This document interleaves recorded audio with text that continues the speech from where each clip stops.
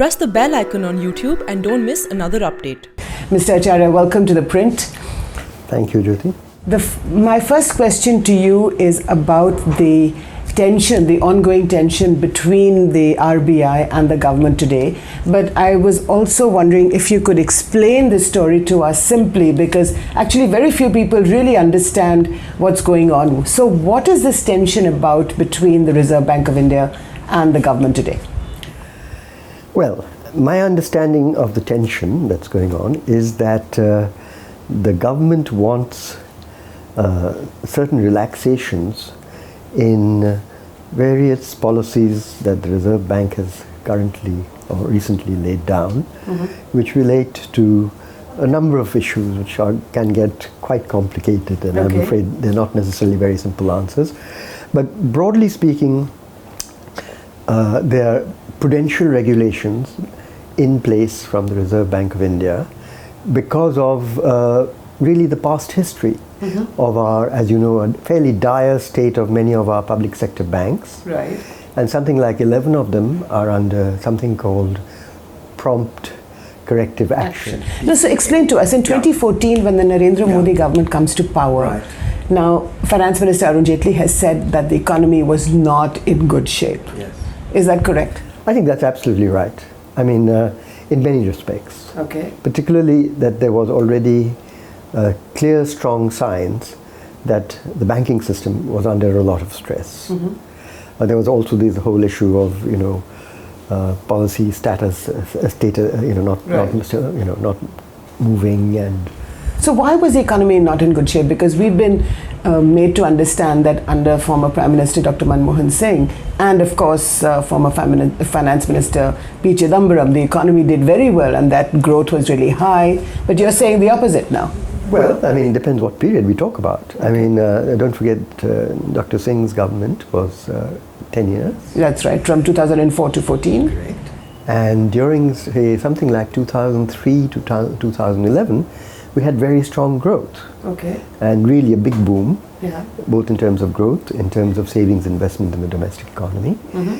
Now, in hindsight, it turns out that particularly towards the end of that boom period, which ended roughly around 2012. Okay. And we had this boom despite the global financial crisis and so on. There was a bit of a hiccup, but then it seemed to resume. Now, during the later part of the period, it became more and more clear that a lot of the lending done by the banks, particularly the public sector banks, had been very imprudent to areas like infrastructure, power, steel, and so forth. So they lent money without any real control? Without doing proper risk analysis is perhaps the simple way of looking at it. After all, if I lend to you, I want to know about your background, I want to know about your earning potential and so on. Those are sort of standard things. Absolutely. And I think a lot of the lending that was done in this later part of that decade was not very prudent, particularly from the public sector banks, which, received phone calls sometimes and things like that about, Received phone calls from? Government, different places, I wouldn't know exactly where, saying, look, this is a big project, good project, make sure you lend to it, So this continued, you're saying the last few years, say 2010, 11 to 14? Yeah, somewhere around. I mean, exactly, it would depend on what sector, what loans and so on. And Raghuram Rajan becomes RBI governor in 2013. Yes. So he would have known Don't forget, at that time, you were talking about the state of the economy. Yes. That when Raghu became governor, he was right in the depth of a balance of payments crisis. Oh, not a full-fledged crisis, but a emerging one. And he, within the days of his taking over, he had to announce all sorts of special measures, control on gold and special borrowing from NRIs. And do you remember that? Right. Yeah. So that's because at that time the currency had depreciated very sharply, and we'd built up rather large balance of payment deficits in the preceding 3 or 4 years. Up to 2012-13, we were running a record balance of payments deficit of nearly 5% of GDP, which is a lot of, in relation to the economy, very large and much higher than anything we'd had before. and set against the fact that inflation was also picking up. In fact, it was already high. And you had this policy stasis, they said, projects not moving, lots of stuff just stuck. It wasn't a good situation. So Raghuram Rajan becomes RBI governor in 2013, tries to fix some of these issues, and in 2014, when Narendra Modi comes to power, you're saying that the economy was not in very good shape. I would say that's absolutely right, yeah. Okay. And so now we've seen in the last 4 years, so explain to me, the economy today is doing quite well. You have 7% growth. Your inflation is more or less under control, about 4%. So then why does the government of India have to issue these letters to the RBI under the so-called Section 7? It's a very good question, and I think it goes back to this imprudent lending, particularly in the period, let's say, 2008-7 to 2013-14. Okay. Because, when you lend imprudently, the problems don't show up straight away. It shows up later when repayment time comes. Right. And that's what's happened. So in a sense, the stock of poor loans that were built up, particularly by the public sector banks, which dominate our system. Sure. To give you a rough idea, to give you a rough idea, public sector banks in India are approximately 70% of all bank lending. Okay? Or if you look at the balance sheet. But 90% of the non-performing assets or dodgy loans are in the public sector. So, they have more than their fair share of... So then what happened today? Why did, at the end of October, the finance minister have to tell the RBI to, write this letter and invoke Section 7? First of all, tell our viewers what this Section 7 is. I'll get to Section 7 in a moment.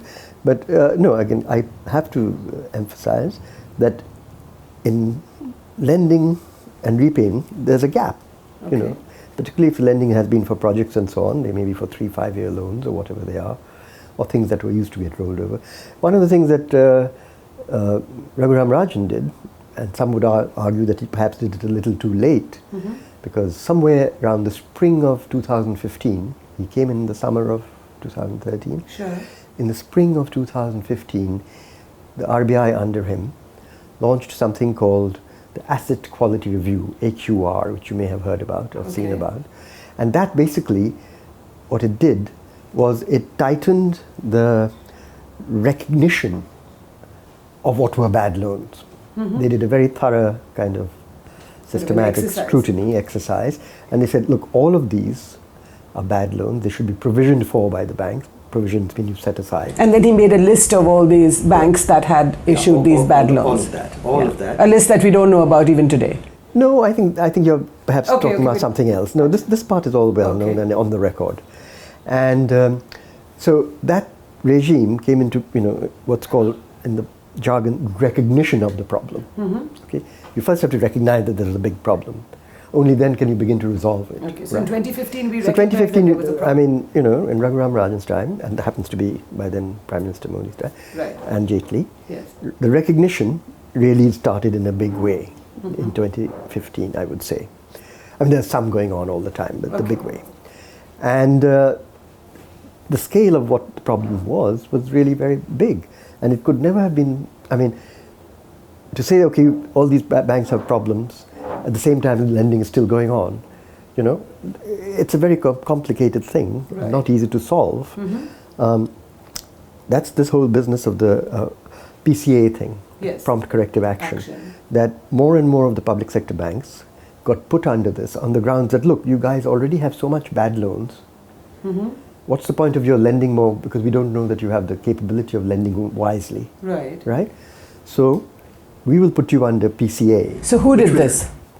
The RBI under its... Raghuram Rajan. Yeah, Raghuram Rajan. So he basically tightened the conditions under which banks could issue money, or issue loans. Issue loans to certain categories particularly.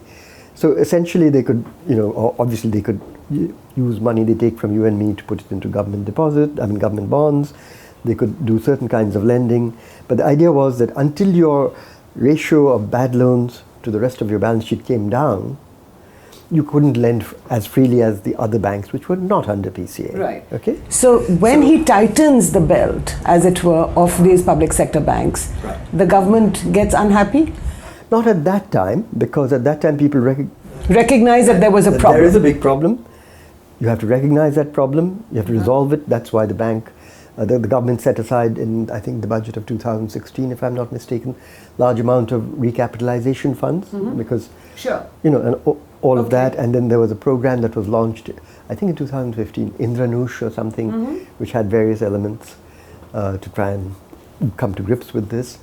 So this was all sort of a bunch of different things that were being done. Right. But now that we know with the benefit of hindsight that the problem is really a big one and it's still with us. You know, something close to about 10% to 12% of all bank lending doesn't look good at all in terms of whether it'll get repaid if you take the whole bank. So how much money is that? It comes into trillions or lakhs of crores, and I can't remember the number offhand, I'm sorry. And it would be a meaningless number, it's such a large number.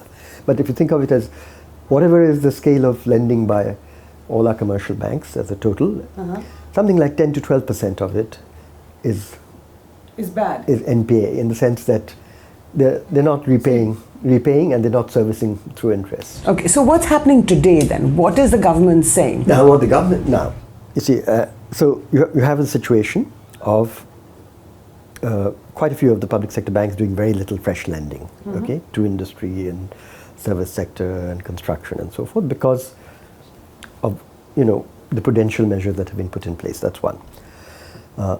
Secondly, more recently, you've also had something else happen, which I must bring to your attention, which is this whole problem with the ILFS.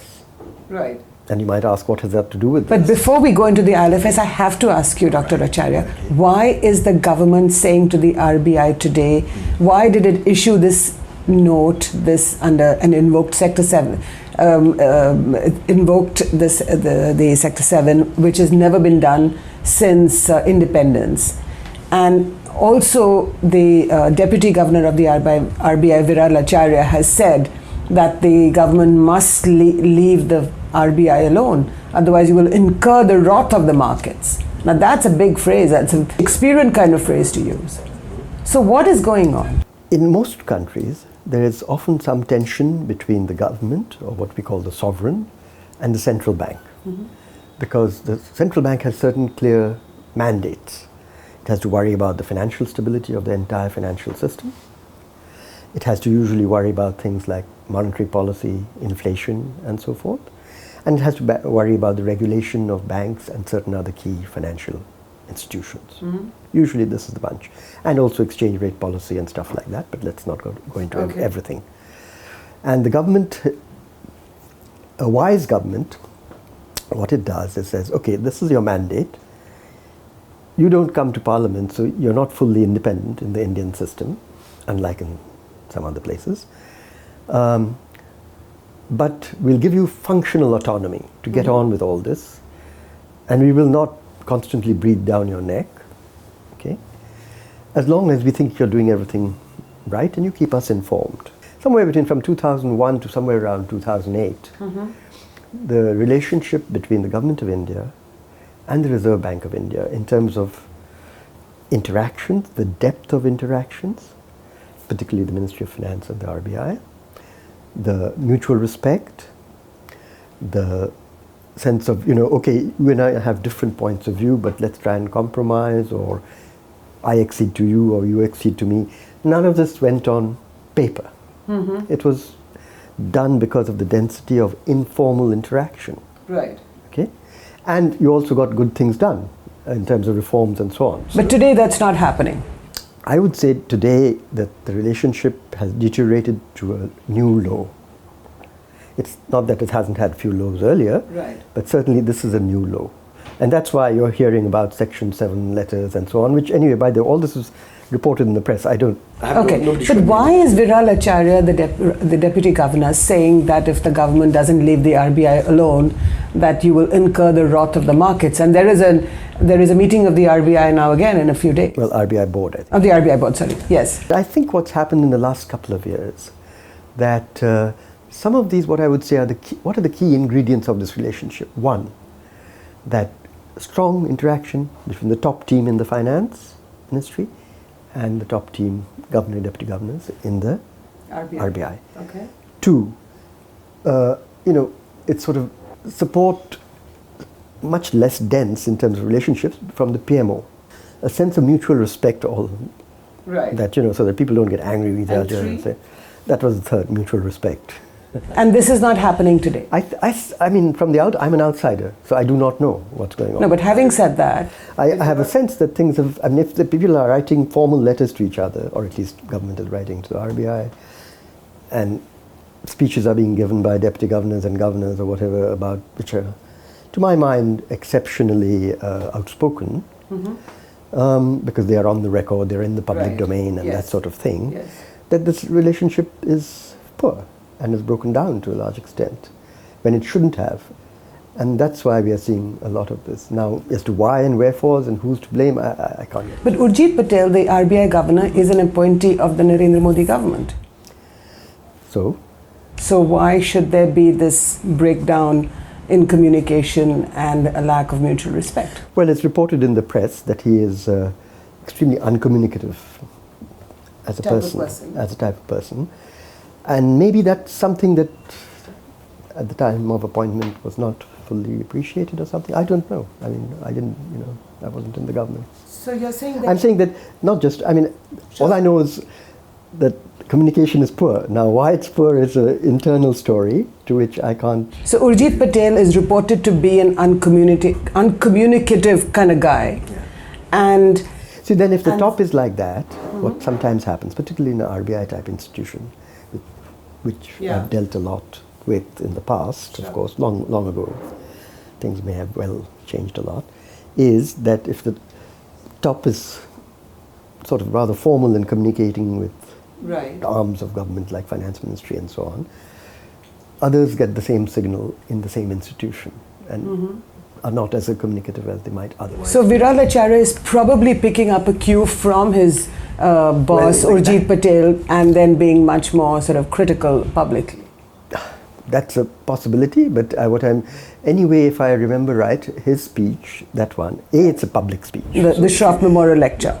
It's a public speech, so if you're speaking as deputy governor in a public way, you have to assume that your listenership, if you like, and your readership of a printed document will take it as you're speaking not as Viral Acharya, but as the deputy governor. As a deputy governor of the central bank.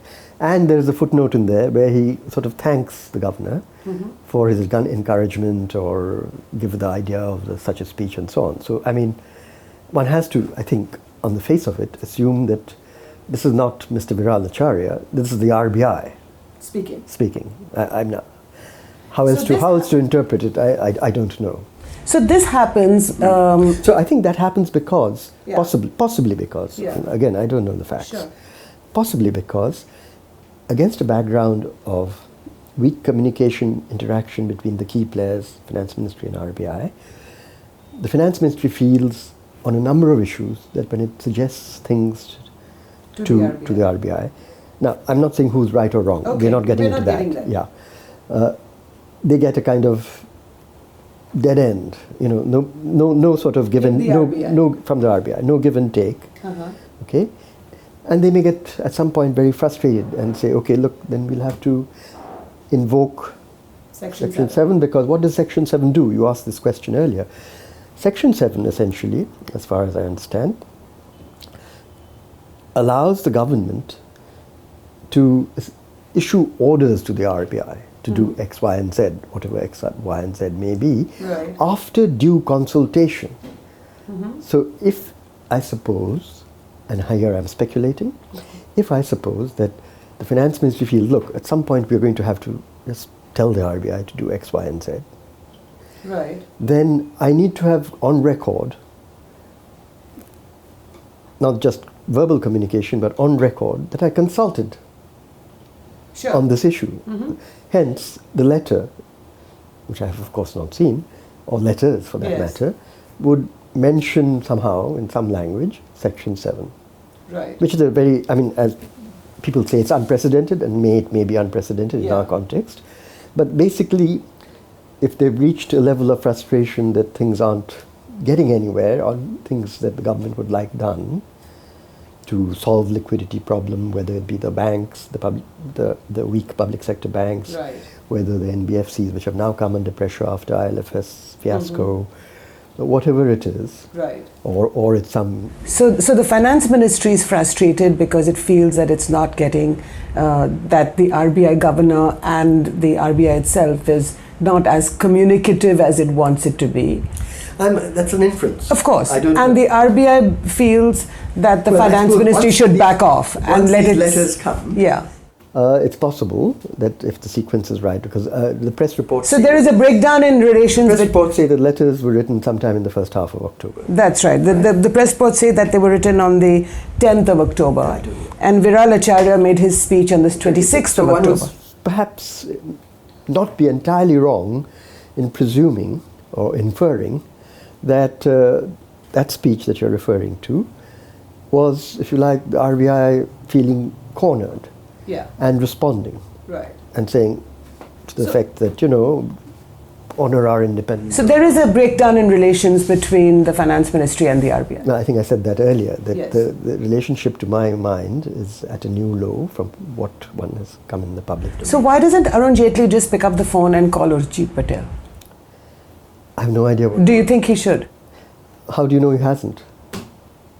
Now, Urjit Patel, do you think he should resign? In my view, ideally, when there is this sort of tension between the RBI and the government, particularly the finance ministry, on issues of policy, where both feel they want different things and both feel they have a policy-making role, that the way to resolve it is through internal discussion. Internal, I underline internal, not in the public domain.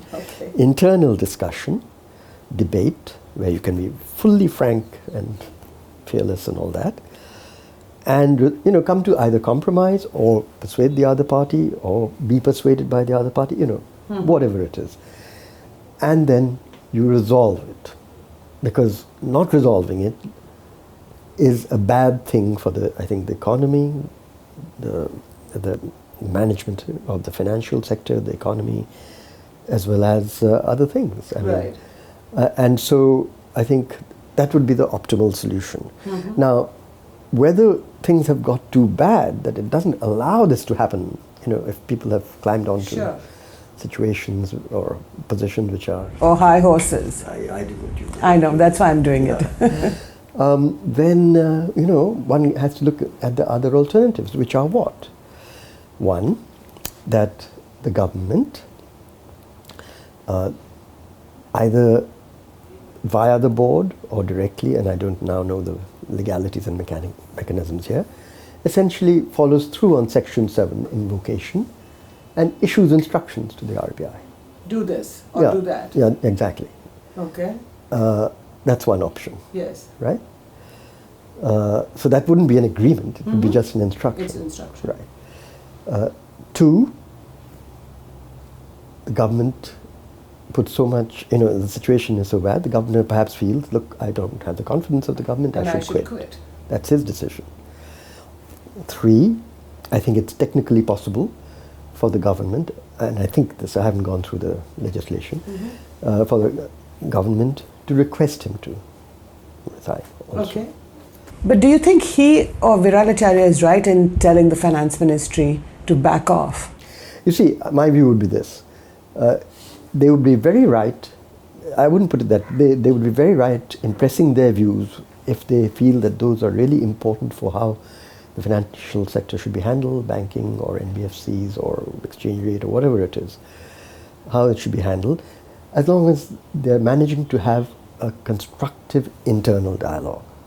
Okay. I'm not frankly, how shall I say, favorably disposed to a public fight in this, because those don't usually end well. Okay. But looking at the state of the economy, growth is 7%, inflation is 4%. Is such a fight even necessary? Well, they're two different things here. Are the fundamentals of the economy good or not? The fundamentals are not necessarily that good in my view. You see, for one thing, global volatility is quite high. Okay. We all know that, don't we? International trade wars, unprecedented of the scale. Yeah.